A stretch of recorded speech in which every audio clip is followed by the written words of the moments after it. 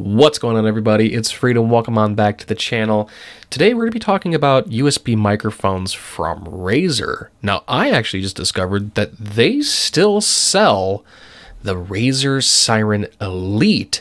Now, this is about a 5-year-old microphone that still uses the old style of USB here. It doesn't use USB-C, but I actually used to main this microphone back when I started on Twitch about 4-ish or so years ago. And I absolutely loved this microphone. And the reasons why I loved it so much is because it has this built-in auto limiter. Pointing at this, because this is an LED ring that goes around the capsule there, that will glow red if you start to peak, and then it'll auto adjust all your settings back down. It's really nice. I actually really loved this microphone. But of course, you start to update and you start to do certain things. But I know that Razer then released the Seiren V2 Pro. Now, the biggest differences with this one is, well, I can see here just pure size, right? The Elite is definitely much bigger, but the controls are the same. You have a volume control, a gain control, a mic mute button, and the headphone jack is found on the back of the Seiren V2, where it's found at the bottom of the Elite. Now, when it just comes to just looks, I actually like the look of the Elite a little bit better than the look of the V2 Pro. I might just be a little biased on that, but it definitely has more of a broadcast look if you look at it, right? Definitely more of a broadcaster look. This is definitely more of a pill, right? Now, obviously, one of the biggest differences with the V2 Pro versus the Elite is that the V2 Pro has mixing software, very similar to the Elgato Wave ecosystem has, that you can route and set your own mixes, and then you can control them from there. Now, the downside to that, though, is that there is no way that you can adjust the EQ settings of your mic with that software, which is very odd to me. So that's one of the reasons why I ended up not using this microphone. It's a good plug-and-play kind of thing, but I ended up didn't liking it because the Elite exists, at least in the Razer ecosystem, and I think this is a vastly better microphone. You really want plug and play? There is no software. This just is its own audio source, and I think it sounds better than the V2 Pro. So why didn't Razer just stick with this and make this into a software mic? Why did we get a bit of a downgrade? But enough talking on this guy. Let's go ahead, move on over to the Seiren Elite, then we'll move on over to the Seiren Pro. You guys let me know what you think. And now we're going to move on over to the Razer Seiren Elite. Now, this is a USB dynamic microphone, so you do have to talk from the top of it here. But, looking at these tech specs that I can see on the Razer website here, is that it does have a sample rate of 48 kilohertz. Its bit rate is 16-bit. It does have a cardioid pattern. But here's where it actually differentiates with the Seiren V2 Pro, that it has a frequency response of 50 hertz to 20 kilohertz. And the Seiren V2 Pro, it has a frequency response of 20 hertz to 20 kilohertz. So this actually gets into a lower and deeper register, something that I've always really loved about this microphone. The other big thing, like I already talked about, is that limiter. So if I speak a little bit louder, or if I scream, or I do something like that, you're going to start to see that red light coming on. Now, I couldn't tell if we were fully peaking just there, but I do see some peaking. Let's just see. Okay, so there we go. Definitely on top of the microphone, definitely peaking.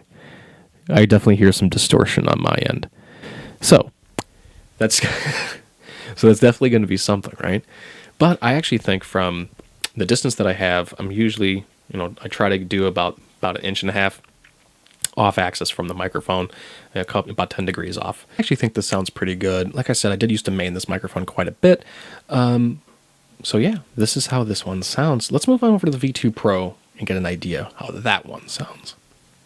And all right, so now we've moved on over to the Seiren V2 Pro. And yet again, this is a USB dynamic microphone. This one, however, does use a USB Type-C.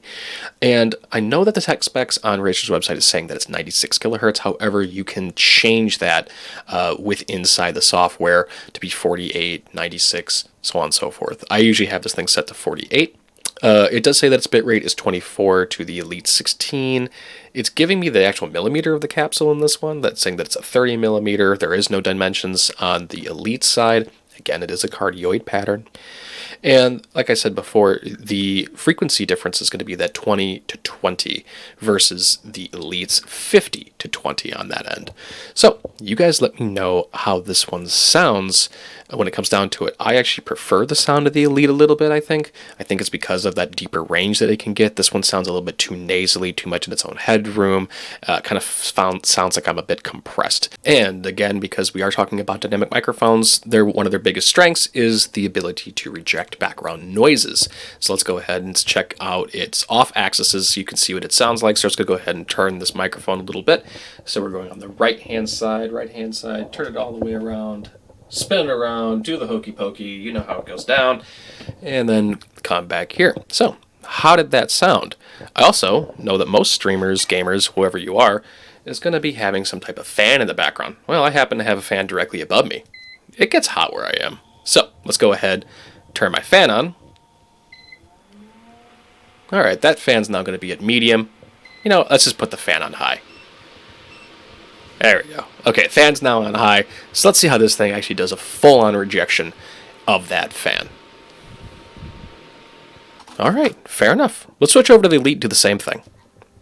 And all right, so now here we are back on the Razer Seiren Elite, and we're going to be doing that exact same test. So let's go ahead and put it in the center here, and we're just going to test its off-axis rejection here. So we'll just go ahead and do that hokey pokey. So let's just spin this bad boy around. Okay, there we are. Moving it around, moving it around. All right, so that's going to be how this thing rejects that sound. And let's go ahead and get our fan up and running. So, okay, there's low. There's going to be medium, and then let's just go ahead and put it to high. Can you hear it? Because I can hear it. Okay, so that is going to be how this guy sounds. Alright guys, let's go ahead and just summarize this video here a little bit. Now obviously I'm going to go and pick on the V2 Pro because this is a dynamic microphone, where the V2X or the Seiren Mini are both condenser microphones that actually, for the money, I think the Mini is a really good deal. I think that thing's like 50 bucks or something like that. So the main question that I have for Razer is, why did we go from what I think is the better sounding Seiren Elite to the Seiren V2 Pro? Definitely don't think that sound is there. It's definitely too compressed, it sounds too nasally, it's too high-pitched, whereas the Elite definitely almost actually kind of sounds like my XLR microphone that I have here. Definitely not as clear, and you can tell that there's a difference, but I definitely think the Elite sounds a little bit more professional, as you were. So this video is more just to pose a question to Razer. Why didn't you just make the Elite work with your software? So I could just turn this into a mixing bit, because I think this thing sounds better. Why did you give us this one instead?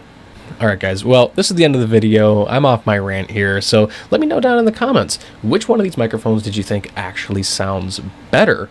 And, you know, you can comment with anything, guys. Any kind of engagement with videos like this really help out small YouTubers like myself. So, hey, if you just want to put a smiley face, if you want to put an emoji, do whatever you want. So engagement always helps, and if you like more content like this, well, go ahead and hit that like button on the video, go ahead and subscribe to the channel, and I will catch you in the next one.